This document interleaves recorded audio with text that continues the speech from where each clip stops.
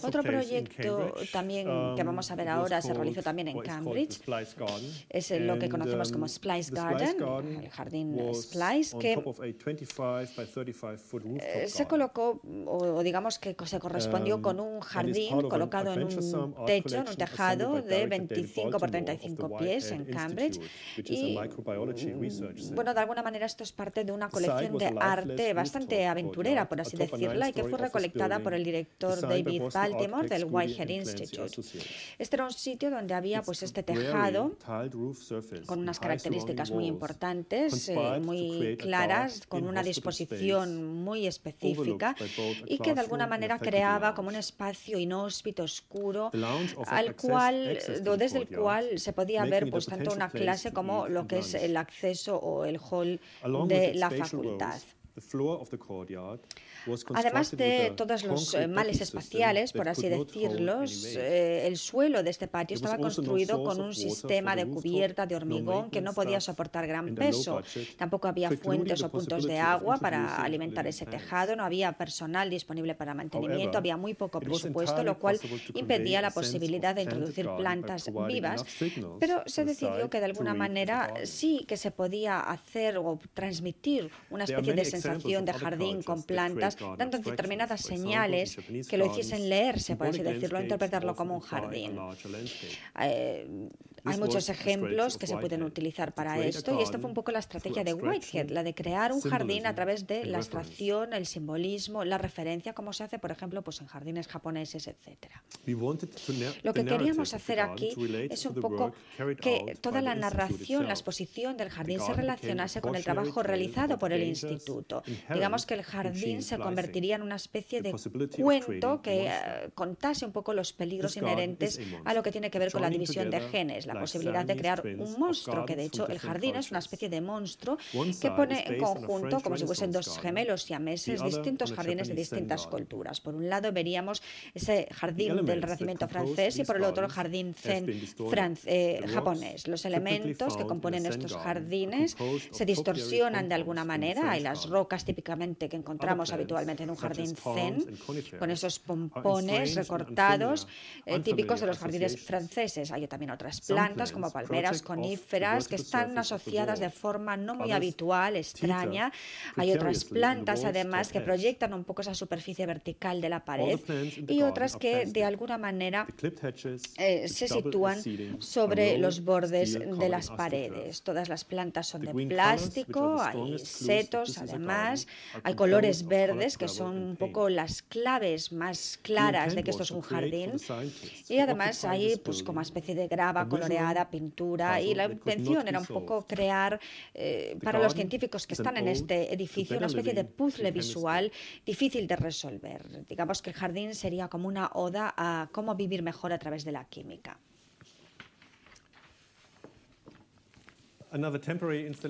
Otra instalación artística también provisional o temporal de 1995 que hace referencia a una boda privada de una amiga de Marta. Es la boda de Lichtmann, una residencia de estas personas en un lugar muy grande de Deal, en Nueva Jersey, y que de alguna manera se iba a desmantelar, se va a convertir en un nuevo jardín que iba a diseñar Martha Schwartz. Y ese estado transicional de ese paisaje permitió que el equipo trabajase con gran libertad. Tanto al novio como a la novia les encanta la jardinería, así que ese jardín se convirtió un poco en el enfoque, en el foco temático de la boda. El proyecto, de hecho, se convirtió en una oportunidad para crear un jardín para un evento específico y especial y, además, a través del diseño permitía aludir un poco a la impermanencia de la instalación. Se diseñaron una serie de espacios para los distintos eventos que acompañasen un poco a la coreografía de la boda, que fueron así. La recepción, había una cubierta de la piscina que ya existía y que fue transformada en una especie de zona para tener un cóctel. Después estaría esta especie de plantación de girasoles, un jardín un poco diseñado para crear un espacio de transición por el que los invitados pudiesen caminar o pasear hacia los distintos eventos. Había una zona de gravilla ya existente con hormigón, también superficies de hierba que se transforman poniendo una capa de pintura de ese tono púrpura y creando una disposición como la que vemos en la foto.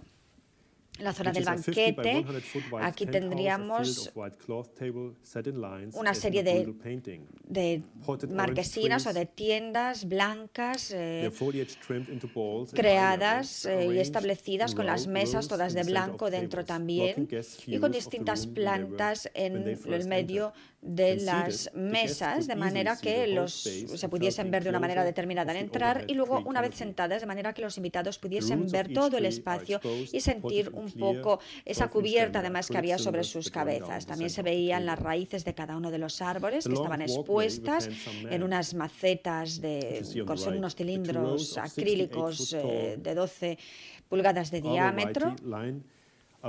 Y después tenemos también, además, el paseo, digamos, como dos hileras de 60 plantas determinadas y que marcan un poco la entrada a la ceremonia, a la hacienda donde se celebra la ceremonia y que además hacen una referencia pues a la vista oceánica que habría por detrás.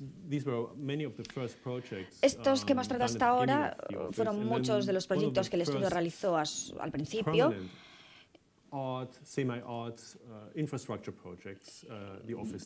Y que además fueron de los primeros proyectos, primeros proyectos de este estilo que realizó el estudio. Luego, uno de los primeros proyectos que a partir de ahí empezó a realizar y que tenía que ver con infraestructuras fue este que vamos a ver en el aeropuerto de Miami. El aeropuerto de Miami se sitúa cerca de una zona residencial y se estableció como esta barrera de amortiguación sonora, como vemos aquí dispuesta. Esto separaba el aeropuerto de dos barrios adyacentes y esto era una pared construida de prefabricado de hormigón con unos paneles que tienen distintas alturas y que el objetivo básicamente era construir una especie de barrera que a los habitantes de esta zona no les apetecía para nada tener, pero que el aeropuerto estimaba necesaria. Y además se trataba de hacer algo que le gustase al vecindario. Como esta especie de muro está orientada al norte, la fachada a todo lo largo de la calle 36 siempre está como sombreada y por esta razón se plantearon soluciones como aplicar pintura o hacer unas decoraciones con apliques, etcétera.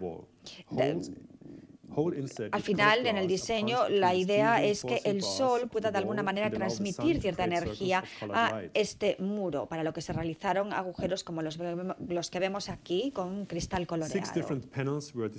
Se diseñaron 6 paneles distintos, de hecho, para crear dar un aspecto de como si fuese algo aleatorio. Y al darle una nueva forma a la parte superior del muro y reclasificar el paisaje en la base, por así decirlo, este muro acústico crea una especie de ondulación todo a lo largo de la carretera. Este cambio en la visualización del modelo de la maqueta aquí creada hace que estos agujeros parezcan estar como en continua pulsación y nos hagan ver como si hubiese movimiento.